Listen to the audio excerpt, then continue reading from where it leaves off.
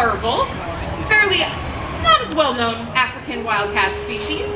They are particularly known for those nice long legs he's got there. They have the longest leg to body size ratio of any of your wildcats. We're gonna see if we can show off how we use those legs here. With a little bit of a cheetah run there. Those legs, of course, are to help him run, jump, and hunt. So, of course, these guys can reach up to about 35 miles per hour when they really get going. They can jump about 6 feet straight up in the air and about 12 feet on the horizontal. All of that is to help them catch pretty much whatever they can get their hands on. So these guys are great at hunting birds, rodents, fish, reptiles, pretty much anything that is low to the ground and big enough they can catch it. They are actually one of your better hunters. These guys, after 1 out of 2 hunting attempts, is going to be successful, compared to something like your lions, where it's usually 1 out of 4 to 5 attempts is going to be successful. It's fairly impressive for these guys. All right, there goes Trooper. We'll give him a hand. All right, we're going to go from Africa to where we're going next. North America. That's who's coming out next. We're going to switch it up a little. We had a mammal. We're going to bring out a reptile for our next animal ambassador. There she is. We're coming out Michelle here. I have to zoom in Michelle for is an this eastern guy. indigo snake. These guys are actually from North America. They can be found in the southeast. They're unfortunately fairly endangered, of course, not due to a lot of habitat loss and fragmentation of their populations. Makes it hard for them to multiply when you can't find more of your species. Very difficult. Unfortunately, they are a little bit endangered. But these guys are fairly cool. They are the longest snake you will find in North America. These guys can reach lengths up to about 9 feet in a full-grown adult. These guys are actually also immune to venom. So these guys are also known to eat rattlesnakes on occasion, which they can do because they are immune to that venom. Fairly helpful for them. And nice for us. They help keep some of the rattlesnakes in check. We don't want tons of rattlesnakes. Although we do need all of our snake friends. They help keep our ecosystems in a good balance. Now, common thing about snakes is they are able to eat something that is bigger than their jaw, their head there.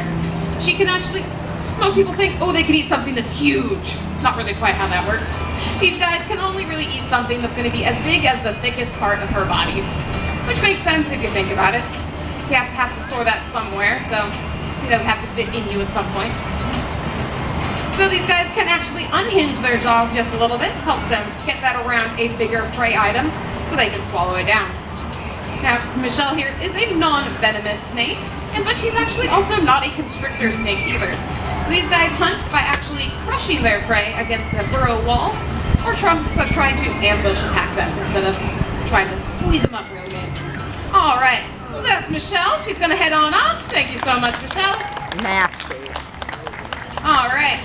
I've got a little prompt to set up here. We're going to be heading to India for our next animal ambassador. All right. There he is. So this here is Bacardi. He's a giant Indian fruit bat, as that name suggests. Bat? I thought he comes out of India, and he's a fruit and nectar eating bat. Yeah, they said Of bat. course, there are multiple types of bats out there. You have your insect eaters, you have your fruit and nectar eaters like Bacardi here, and there are a few species of blood-sucking bats, but they usually only go for livestock. You guys are good. Let me get this in here. There we go. Whew, hardest part of the whole show right there. All right. So our bat species can actually be found all over the world. Only a couple continents where you will not find bats. That would be Antarctica, the Arctic, and a couple of your oceanic islands. Otherwise, you will almost definitely have bats. And bats come in a wide range of sizes. Oh, They come wow. from all the way down to the size of about a bumblebee. He's all the way walking to a your Malaysian tightrope. giant fruit bat, which has about a 6-foot wingspan. Bacardi here and his fellow species mates of Indian giant fruit bats have about a 4-foot wingspan, making them their second largest bat species in the world. And Bacardi here was just showing off what those wings are very helpful for. Of course, he's not hunting anything besides his fruit, and your fruit isn't known for trying to get away from you too quickly, so he really just needs to be able to climb through trees really well to find the nice delicious fruit, which he can use those wings for. Of course, those wings are also for flying. So those wings can spread out, get them full flight. All right. Well, thank you so much, Bacardi. There he goes. All right. Now let's see, we are headed back to Africa for our next animal ambassador. We'll give her a minute to get on out here. Well, we're going to be welcoming out our porcupine. Oh, Her name is Quillo. She's an African crested porcupine. While she's taking her time to get out I don't here, like the perfect time porcupine. to talk about how we train our animals. So here at Discovery Theater, we are not forcing our animals to do anything that they're doing out here today. They're pretty much like our co-workers. We are asking them to do things and they're getting something in return for it. So typically, we are asking an animal to do something. They're going to get a piece of food or something that they like in return for that. But here, there's Quillo two. decided to finally join us. Is that one or She's two? always an impressive looking girl. That's one. So she is One. an African crested porcupine. me. You get that name crested for that kind of mohawk situation on top of her head there. And now, porcupines are of course covered in quills. Quills are pretty much the modified, extra thick, extra spiky hair. They help for these guys as defense. Now it's a pretty common misconception that those can be fired off at will. Not really how they work, but again, they are for defense. How they use these is they will spread them out and make themselves look really big and intimidating if feeling threatened. If that doesn't work, they have some modified quills in their tail that make a nice rattling sound. So they shake those, do some foot stomping, try to make themselves loud and intimidating. If none of that works, she can always back up into that predator. Those quills will stick and she'll make a clean getaway. Much like she's gonna make a clean getaway. Well, right now, there she goes. Now it is actually a very effective form of protection, as it has been known to take down lions. So it's good for them, helps them out pretty good. All right, thanks, Quillo. Well, as I was saying with our training, has to go back to that. So we're asking our animals to do something for us. They receive something in return, something that they like.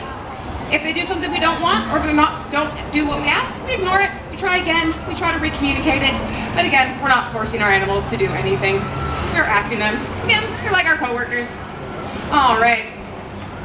Well, we should be welcoming out another reptile here. There he is.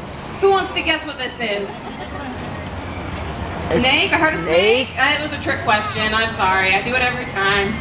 He's actually a legless lizard. This here is Lizard? Roland. Oh, I feel that He's a thing. European glass lizard. So ways that we know that this guy is a lizard and not a snake. Couple of distinctive features. So as he goes around, you might see he's got little holes right where his ears should be. Those are in fact ear holes. They are used, of course, to hear things around him.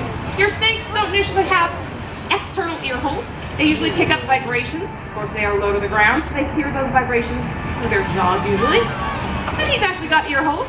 Part of how we know he's a lizard. Another part of how we know he's a lizard is he can blink. Snakes have a nice protected eye cap that covers their eyes.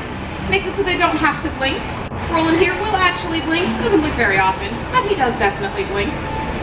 Another key feature between our snakes and our lizards, Roland here has a lot more tail than he has body. On your snakes, they look like they're one long tail, but typically on snakes, it's really only the last couple of inches are going to be considered tail. On Roland here, it's almost 2/3 of his body is all of his tail. The way you can know where a tail starts and ends on these guys is where their vent is, which is of course where they do all their business from. That's where you can tell the tail starts and ends. And of course, one last thing from this guy, he does not have the ability to swallow down any size prey that he can fit in his body. He is limited to how big he can open his mouth. So that is another way you can tell your lizards from your snakes. All right. Well, thank you so much, Roland. Always a good guy. All right. We've got one more animal ambassador for you all. It's actually going to be our largest animal ambassador of the day. We will give him a minute to come out. But who here has dogs at home? Couple of dogs, many dogs? Well, this guy is very distantly related to your dogs. We're going to be bringing out Wyatt here. He's one of our 2 gray wolves here in Discovery. Wyatt here is our 10-year-old male. He lives here with Aria, our 6-year-old female. Oh, so take a You can, of course, pig see them stop. both over across from Cheeto Creek. And he's, of course, doing what canines do, marking his territory. Just wants to make sure you all know that this is his stage, not yours. Now, our gray wolves, as I mentioned, are very, very distantly related to your dogs at home. One of the key differences that I love to point out is how much bite force these guys have. So your bigger breed dogs, more like a Mastiff, can have up to 700, 800 pounds per square inch bite force. Wyatt here has up to about 1,500 pounds per square inch bite force, which is enough to chomp through a moose's femur bone in about one snap. Considering the size of a moose, I think that's very impressive, especially for the size of these guys. And to achieve that kind of bite force, they have a special feature on their skull. It is called a sagittal crest. It's pretty much a bony protrusion along the top of their skull. Looks kind of like a mohawk. And that is where all those jaw muscles connect up to. Helps give them that extremely strong bite. All right. Well, thank you so much, Wyatt. He's going to head on back. And again, that is it for us here at Discovery Theater. Thank you all so much for joining us, though. If you have any questions about the animals you've seen here today, we'll be out for a couple minutes. We'd love to answer questions. If not, thanks so much. Have a great day. All right, more of the backyard park, which is focused on the zoo animals. This side Beagle Panther. They might have a Bellfry exhibit, they may not. I can't remember if that was here or elsewhere. If they do, I'll turn the camera back on. If not, I'll go to the different area parks.